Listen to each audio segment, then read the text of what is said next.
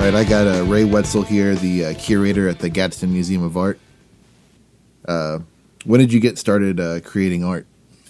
I started painting when I was 12. I took lessons out of a woman's house and then just kind of progressed from there. So I guess the medium you started in was painting? It was oil, yeah. Oil painting? Mm-hmm. Nice. Yeah. What made you start getting those lessons? Like, what was the... I had severe ADHD. I was diagnosed but never treated. Like, I never took medicine or anything like that. My parents just want to kind of pretend it didn't exist. And so I had a grandmother that was just like, she was a school teacher, and she was like, he needs to do this. And so I had an aptitude for it, and that's how it started, yeah. That's awesome that it worked out that way. Yeah. that it started as a thing like that. And yeah. Yeah. What's your... Can you walk me through like your creative process when you're making things now? Do you have like a set one or? Yeah, so I'm 41 years now, 41 years old. So that's over almost 30 years of painting. Mm-hmm. So it's evolved, but now it's more. There's a tremendous amount of research that goes into it. So it sounds ridiculous, but my paintings have a narrative to them, and so like I like to research and talk about.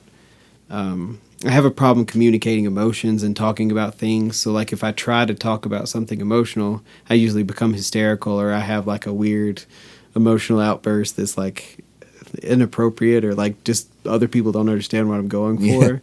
So I really think hard about what I want to talk about in my show. So I come up with a topic, and I'll talk to, like, your dad, Brad Norris. Like, he's one of the first things that I do. Like, I go to him, talk about it, kind of work through the idea, and then I kind of research other things that go along with that thought, and then that's kind of how it starts. And then I put paint to canvas. All right. Yeah. But so, you said you started with like oil painting, like on canvas and stuff, and then now you've done other mediums like over the years and stuff that I've seen. What's your favorite medium to create in now?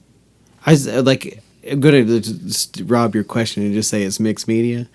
But as soon, like I used to say I hate things. And then I realized the hate was because I didn't understand how to do it. Yeah. So I used to hate watercolor, but it was just because I didn't know how to do it.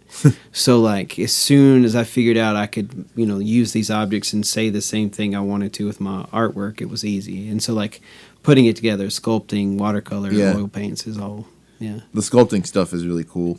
Yeah. I like I guess that's part of this next question. As when I was younger, I was able to attend the opening of one of your shows that I remember being mesmerized by what you had there. It was the circus themed sculptures and stuff. Yeah, and your dad had pieces in that too, didn't he? Yeah, and some of them had human hair. Yeah. Right? Yeah. How did you come up with it? Like, where did you get that idea? So human hair has always been like even before I went bald, human hair has been a part of it because I realized that I get kind of bored and I want my artwork to change, or like, so when I'm done with a piece, it either gets painted over or like it's a process or whatever. But I realized if you put biodegradable things in your paint, it changes the color over time. So adding paint leaves anything that's going to rot underneath your paint, makes the color of the paint change. Oh. So that's why I started using human hair. And then in the sculptures, it was just kind of a way to create texture. Yeah. I'm trying to think. Do you have any paintings that have hair on them too? Yeah. I'll say. I think. Yeah. Now that you mention it, I remember some of that. Yeah. Which of your exhibits is your personal favorite? They're all really I will say that the last one I had in Jacksonville was probably the closest I've ever done to, like, from the start when I started talking about something to it being exhibited. It's the closest thing that I had to in my brain. Oh, okay. And so, but it was like talking about trauma and things like that, just narrative. But it was what happened was I had audio cues and then visual cues and then objects from some of the times that like the trauma or abuse happened. Yeah. So like you would, but I was working on everything separate. So the night I get it into the gallery, I'm sitting there, and I just created a ton of triggers for myself. So the audio cues started up, the artifact that was actually there, and then the narrative story that none of the viewers knew about it. So like the only people that knew were just probably like you would probably recognize some stuff, your parents would recognize stuff. Yeah. But it would just created this like oddly traumatic experience for me. So yeah, that was my favorite.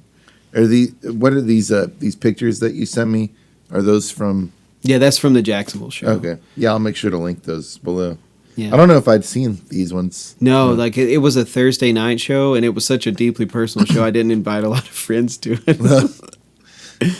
Did you have a good attendance? Yeah, there? yeah, it was really nice. It was really good. We're at in Jacksonville. It was at the university Nice. Gallery.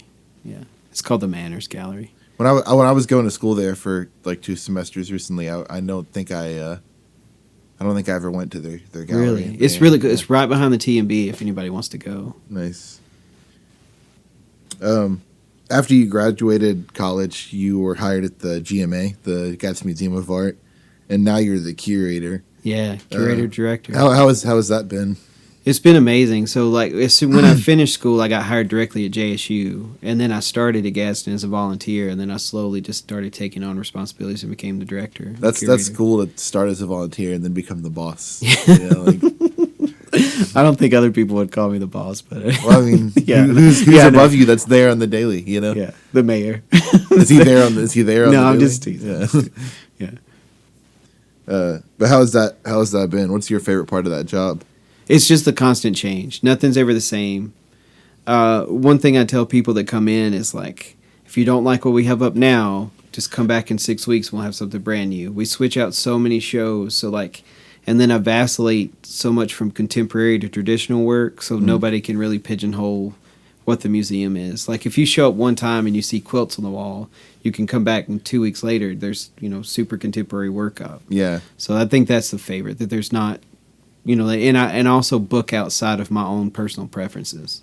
So you said every 6 weeks is a new exhibit? Yeah. So but like every month, like guaranteed there's something new. But like the shows run 6 weeks, but there's so many different galleries in the space that I'm able to.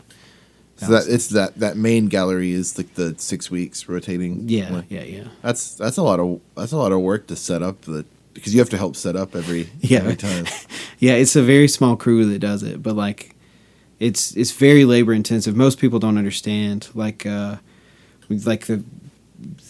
patching the drywall, the conversations start 2 years ahead of time when you book these shows. Yeah, you told me that before. Yeah, so it's not just like, oh, that works cool, I'm gonna hang it in my house. But like even people that I know just think that we use the same nail holes every time for like paintings, and I should know it's like full installations and stuff. I mean, I don't make art that would be shown in a museum like that. I don't make that kind of art, but I can't imagine 2 years out scheduling something and then me procrastinating and then getting to the until it's time to set up and I don't have anything. That's exactly why you do it. It's because like even though you're giving these artists 2 years and they're professionals, like they usually wait till the last like X amount of months to start, and then you get some that like they burn out and then they just like try to turn in something that they've only worked in a month. And so, like, those are the times we have to intervene. So, like, during the 2-year process, we ask for pictures and, things like that to make sure people are on track. What are the biggest obstacles relating to the museum that you've got? Like, everything. So, like, right now, like, it seems very weird, but, like, the thing I've wanted the most was, like, I want us to be an officially accredited museum. Yeah. And so, like, I haven't done a lot of the really, really big fun things because I'm just trying to get the museum structurally sound so we can bring in these big shows. Yeah. Improve our insurance rating. Like, we can fit more people in there. We can have more art classes. We can have better artwork because the foundations of the museum are secure.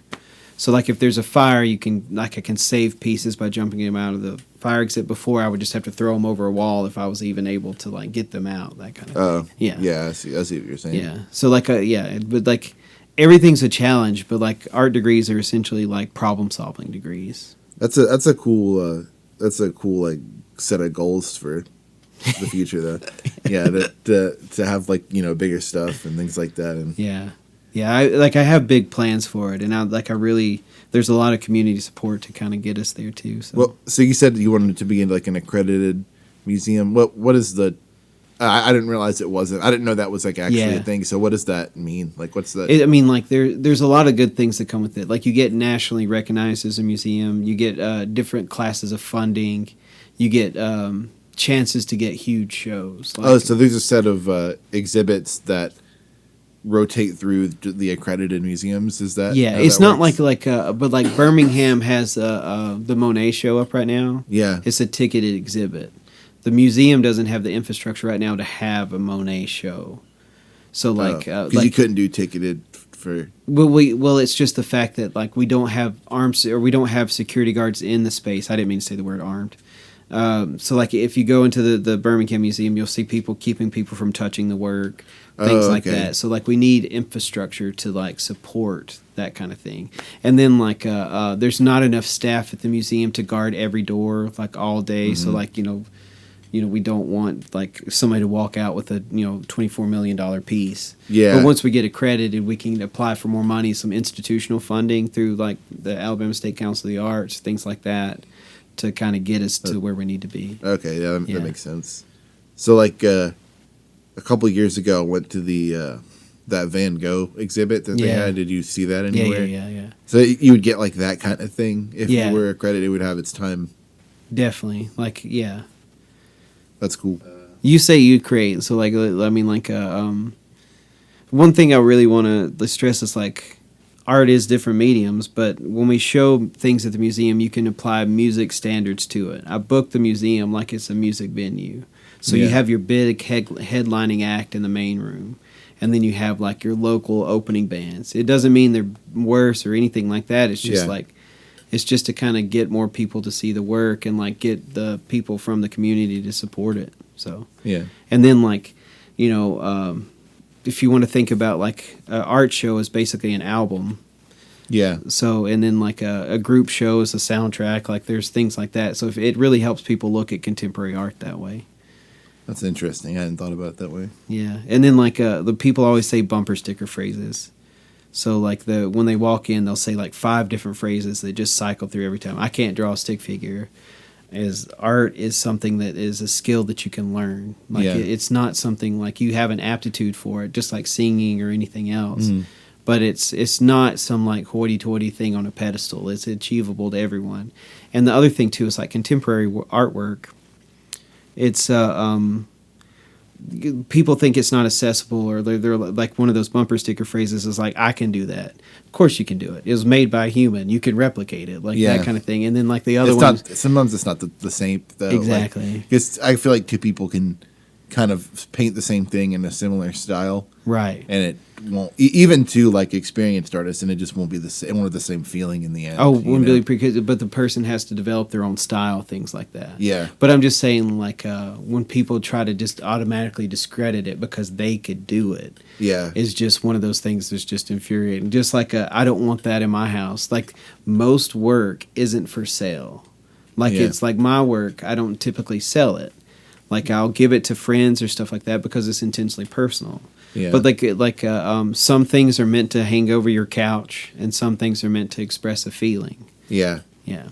I feel like a lot of stuff I've seen at the museum is the first of those 2 things. Yeah. Like, I mean, there's definitely like some picturesque things that would look good in a home, but I feel like more often than not, the stuff that the shows I've seen that you booked there are more of the first thing than the second.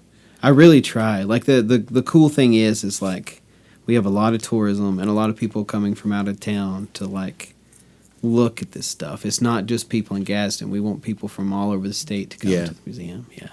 And I guess the further you get along in the process of getting accredited, that'll increase that too. Oh, definitely. Yeah. Yeah, it'll bring in like more artists will be interested in showing and things like that once they know we have infrastructure to support it.